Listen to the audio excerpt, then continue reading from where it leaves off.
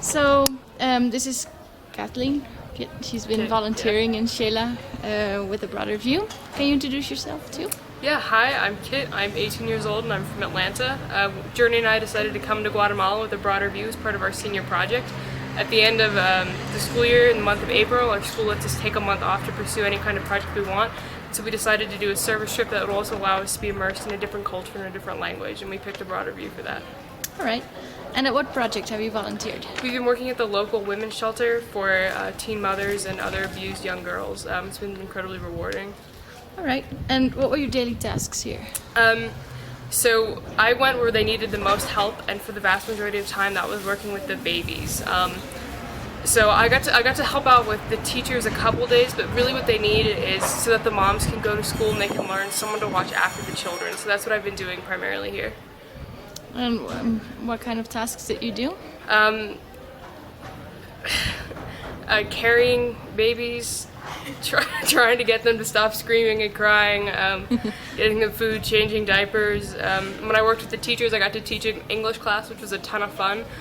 We went over basics like hello, my name is, I'm this many years old, but they also really wanted to know things like numbers, months, days of the week. They were very excited to learn their favorite animals and favorite colors in English, so that was a ton of fun.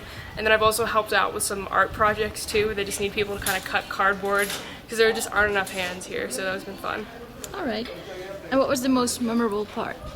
For me, it was probably the English lesson, being able to teach and really interact with the girls. They were all about 13, but they were also really enthusiastic about learning.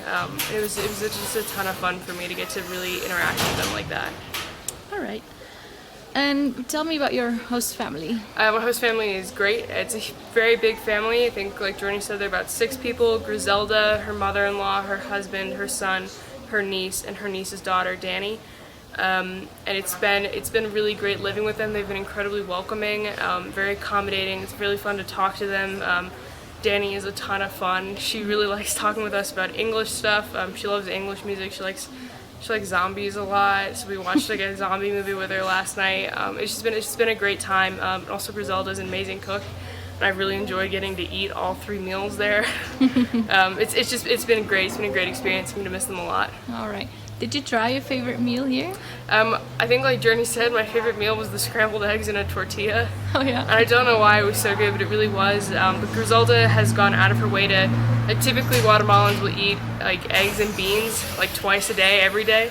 But Griselda's been really great. She's gone out of her way to make us all kinds of Guatemalan foods so that we really get a taste for the culture. So I love the eggs in the tortilla. There's also banana pancakes that she makes that were very good. And she also makes chicken. The chicken is fresh here, and that's really good. And I love the fresh fruit every morning because it's just not as fresh in the US, so it's been great to have that here. All right. And how were your Spanish classes? They were great. So I've been taking Spanish for 4 years at my high school. So I got, the way my teacher and I decided to do our lessons is mostly conversational. And so we've had a lot of really great conversations about politics and history, mainly because we're both very interested in that. And I've learned a lot about Guatemala through the conversation with my teacher and I. It's been a ton of fun. I think I have gotten better. I've gotten better at conjugating when I speak, which is speaking is one of the hardest things for me in Spanish. I understand it and I can read it pretty well, but I think I've gotten a lot more being fluent in communication, so that's been really nice. All right. And what did you do in and around Xela in your free time? I think we mostly explored and went shopping. So we've gone to a couple. We went to like Xela Pond to get bread. We go to the market a lot. We really just kind of like walking around Central Park.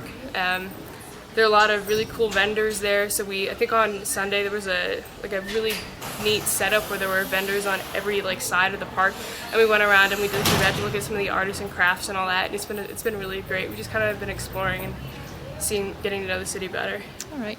Did you take weekend trips? We did, yes. Okay, so we went to a lookout point for a volcano nearby, Santa Maria.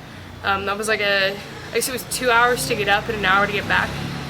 It was a really fun hike. We ran into a lot of locals there. Everyone was very nice and very welcoming. It was a fun hike. We didn't get to see the volcano erupt. We did get to hear it. It was really cloudy that day, but it was still really neat. I'd never been that close to a volcano before. And that was fun. And then the next day, because we were very sore, we went to Fuentes Orginas, which is a local hot springs, and that was a ton of fun too. It was a very relaxing trip. Nice. And why did you choose a broader view, and how was the support? Support was great. Anytime we had a question, everyone was very easy to get to, very quick to answer our questions, beyond any sort of doubt.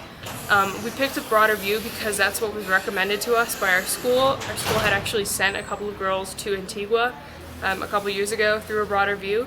And so they felt very comfortable with that. It was also the safest option, the option they have the most experience sending people, especially American tourists who maybe don't know Spanish all that well. And it was also one of the cheapest options, which was very nice. It was affordable and a great way to be safe and really immersed in the culture. So it was a really good option for us. Okay.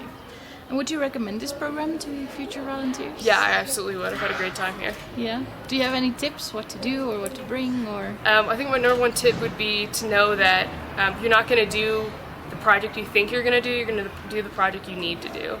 You may come here with an idea of what you think you're going to be doing to help out, but you're going to end up doing the help that's needed most, which is actually it's a really good thing. It's a great way to grow and a great way to just really be useful. The other thing I would mention is, especially for Guatemala, if you're a woman, you need to wear pants. So it's a very conservative country, so just dress like it is. Drink bottled water. I made that mistake. So that was fun, but just drink bottled water. Just be prepared for whatever. Just be very go with the flow about it. Yeah. All right. And what will you miss most from here? Probably my host family. I've really enjoyed them, and I've really enjoyed just really being immersed in the culture and the language and being able to learn more about Guatemala every day. All right. Well, thanks a lot, and have a good trip tomorrow. Thank you.